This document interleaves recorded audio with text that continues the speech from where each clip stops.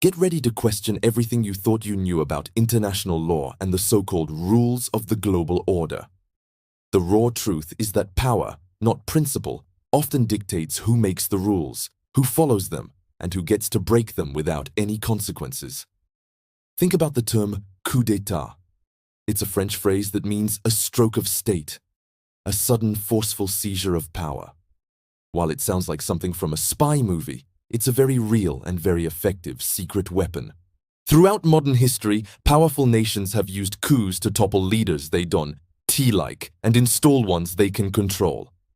And one country, in particular, has become exceptionally skilled at this game: the United States. Today, we're diving deep into the history of American-backed coups. We're not talking about wild conspiracy theories here. We're talking about operations with declassified documents, eyewitness accounts, and undeniable proof of direct US involvement. Each one of these stories is so complex it could be its own feature-length documentary. But for now, we'll give you a concise, powerful overview of some of the most significant examples. Our journey begins not in some distant war-torn land, but on a tropical paradise. Let's travel back to 1893, to the Kingdom of Hawaii. Queen Liliuokalani was a strong, forward-thinking monarch who wanted to restore power to her people. She proposed a new constitution that would limit the influence of foreign business interests, particularly the powerful American sugar barons who had come to dominate the island's economy. These wealthy businessmen saw her as a direct threat to their profits. They couldn't have that, so they organized a committee of safety to overthrow her. But they didn't act alone. They had friends in high places. At their request, the United States military intervened. The USS Boston, a heavily armed warship, landed Marines in Honolulu. They didn't fire a single shot, but their presence was a clear and intimidating message. The Queen, wanting to avoid a bloodbath for her people, peacefully surrendered her throne, but under protest. In her place, a new provisional government was installed, led by Sanford B. Dole, a man whose family was deeply involved in the fruit and sugar business. You might recognize that last name. This coup paved the exact path the sugar tycoons wanted: the eventual annexation of Hawaii by the United States, turning a sovereign nation into a US territory, all for the sake of sugar profits. Just 5 years later, in 1898, the US set its sights on a bigger prize: the crumbling Spanish Empire. The Spanish-American War was a pivotal moment. The official trigger? The mysterious explosion of the USS Maine in Havana Harbor. Crying, "Remember the Maine," the US declared war on Spain. America presented itself as a liberator, promising freedom and independence to the people of Cuba, Puerto Rico, and the Philippines who were fighting against Spanish colonial rule. Local revolutionaries in these countries fought alongside American troops, believing they were partners in a shared struggle for freedom. But that promise quickly soured. After Spain was defeated and ousted, the United States didn't just pack up and leave. Instead, they revealed their true intentions. In Cuba, they installed a government that was friendly to American business and secured the right to intervene in Cuban affairs whenever they pleased. Puerto Rico was claimed as a US territory, and its people were denied true independence. The most brutal betrayal happened in the Philippines. After helping defeat the Spanish, Filipino leader Emilio Aguinaldo declared an independent republic. The United States refused to recognize it. What followed was a bloody and brutal conflict known as the Philippine-American War, where the US fought to crush the very independence movement it had once claimed to support. In the end, the US secured control of these strategic islands, creating a network of naval bases and economic outposts across the globe. Liberation was the story they sold, but occupation and control were the reality. Let's jump forward to 1909 in Nicaragua. The country's president, José Santos Zelaya, was a nationalist. He wasn't a communist or a radical. He just believed that Nicaragua's resources should benefit Nicaraguans. He challenged the immense power of American fruit and coffee companies, planning to regulate their operations and even seeking alternative funding from Europe to build a new canal that would compete with the American-controlled Panama Canal. For Washington and Wall Street, this was unacceptable. The US government launched a massive propaganda campaign, painting Zelaya as a dangerous tyrant.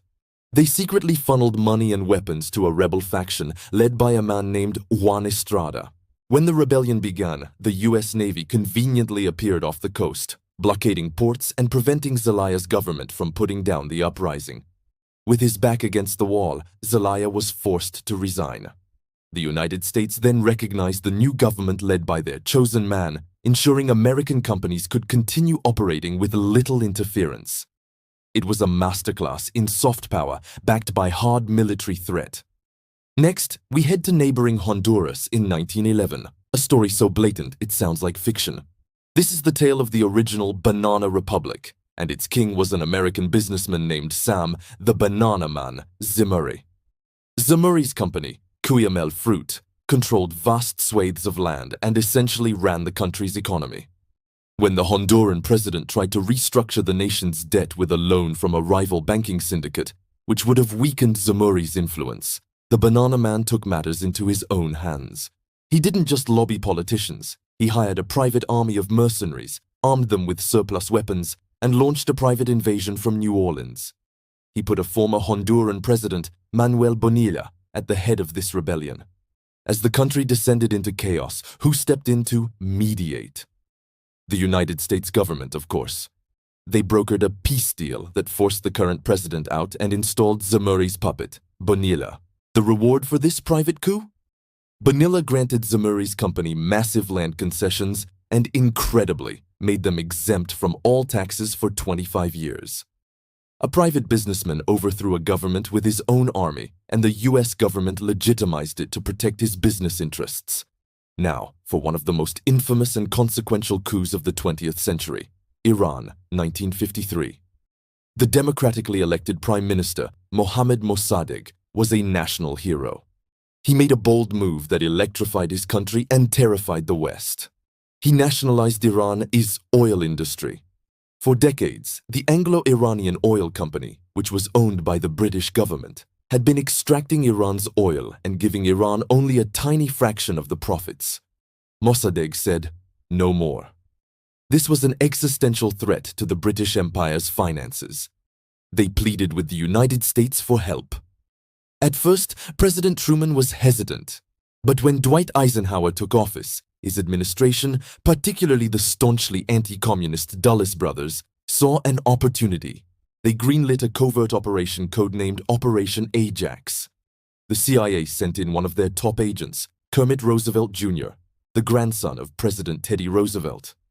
Roosevelt arrived in Tehran with suitcases full of cash. He bribed politicians, military officers, and influential religious leaders to turn against Mossadegh. The CIA's propaganda machine went into overdrive, planting fake news stories in newspapers and spreading rumors that Mossadegh was a corrupt communist sympathizer. They hired street thugs to stage violent protests and riots, creating an atmosphere of chaos and instability. In the climax of the operation, the military moved in, arrested Mossadegh, and reinstalled the young Shah, Mohammad Reza Pahlavi, as the absolute ruler of Iran. The Shah became one of America's closest allies in the Middle East, ruling with an iron fist for the next 25 years, while American and British oil companies regained control of Iran's oil. But this success planted the seeds of deep-seated resentment and anti-American sentiment. This anger festered for decades, ultimately exploding in the 1979 Iranian Revolution, which overthrew the Shah and brought the Ayatollah to power, creating the geopolitical landscape we still live with today. From Hawaii to Iran, these are just a few chapters in a long and often dark history. We see a clear pattern. A leader prioritizes their own people over American corporate interests. The US labels them a threat. Propaganda creates chaos, and a coup installs a more compliant regime. The consequences of these actions have echoed for generations, shaping the world we live in, often in ways that are unstable and violent. Understanding this history is not about blaming America, but about understanding how power truly works on the global stage. The rules are not always what they seem. Thanks for watching. If you found this deep dive illuminating, make sure to like this video, subscribe to our channel, and hit that notification bell so you don't miss our next investigation. See you next time. Guatemala, 1954. When a democratically elected prime minister restricted American companies and redistributed land, the US president ordered the CIA to carry out a coup. The CIA supplied weapons, spread disinformation, and staged attacks, leading to decades of instability and suffering.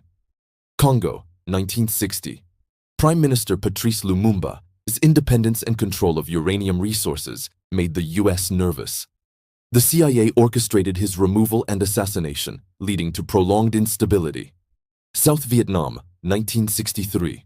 The US, seeking to control South Vietnam, backed a military coup that resulted in the assassination of President Diem. This plunged the US deeper into the Vietnam War, leading to defeat and humiliation. Brazil, 1964. The US removed the government and installed a new president of its liking. Panama, 1989. When Panama's dictator, formerly friendly to the US, became untrustworthy, and after Panamanian soldiers killed American soldiers, the US invaded with 27,000 troops, arrested the dictator, and installed a US-friendly government. Afghanistan, 1980s. The US, backing the Mujahideen against the Soviet-backed Afghan government, funneled billions in aid through Pakistan. The Mujahideen ultimately transformed into the Taliban and Al-Qaeda, whom the US later fought against. Iraq, 2003. The US invaded Iraq, claiming to seek chemical weapons, and removed Saddam Hussein, replacing him with a pro-American government. This led to the rise of ISIS and the destabilization of the Middle East. Libya, 2011. Exploiting the Arab Spring protests, the US pushed for a coup against Muammar Gaddafi. NATO drones attacked Gaddafi's convoy, leading to his death and leaving Libya in chaos. These coups demonstrate the lengths powerful countries will go to protect their interests. Power dictates the rules, and international law often takes a back seat. What will happen next? Will America face challenges at home, or will another nation fall victim to its interference? Geopolitics is in flux, and the future remains uncertain.